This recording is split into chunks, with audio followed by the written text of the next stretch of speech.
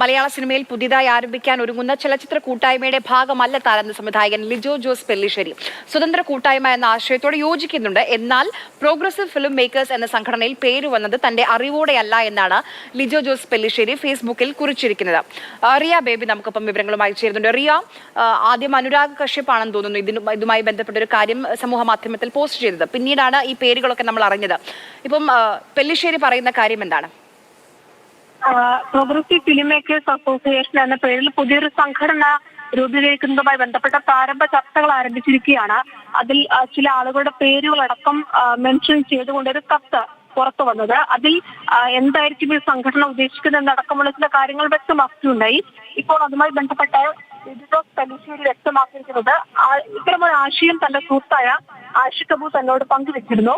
ആ ആശയത്തോട് തന്നെ യോജിക്കുന്നുണ്ട്.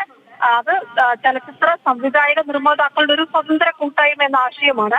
പക്ഷേ ആ കൂട്ടായ്മയുടെ ഭാഗമാകാൻ താൻ തീരുമാനിച്ചിട്ടില്ല. അങ്ങനെ അതിന്റെ ഭാഗമാകാൻ തീരുമാനിക്കുന്ന പക്ഷം താൻ കാര്യത്തിൽ തന്റെ നിലപാട് വ്യക്തമാക്കും. അതുവരെ തന്റെ പേരിൽ വരുന്ന കാര്യങ്ങളൊന്നും തന്റെ അറിവോടെയല്ല എന്നതാണ് അദ്ദേഹം ഇതിലൊരു വ്യക്തത വരുത്തുന്നത്.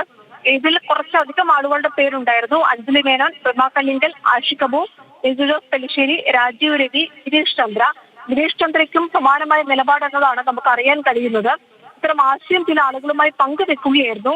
അതിൽ വന്ന പേരുകളിൽ ചിലർക്ക് ആ സംഘടനയുടെ ഭാഗമായിട്ടില്ല എന്ന് തന്നെയാണ് അറിയാൻ കഴിയുന്നത്. നേരത്തെ അഞ്ജലി മേനോൻ അടക്കമുള്ളവർ വ്യക്തമാക്കിയത് ഒരു ശരിയാണ് വിവരങ്ങൾ നൽകിയത്. എന്തായാലും ഈ സംഘടനയെ എതിർക്കുകയല്ല, പക്ഷെ നിലവിൽ അതിന്റെ ഭാഗമല്ല എന്നാണ് ലിജോ ജോസ് പെല്ലിശ്ശേരി അറിയിക്കുന്നത്.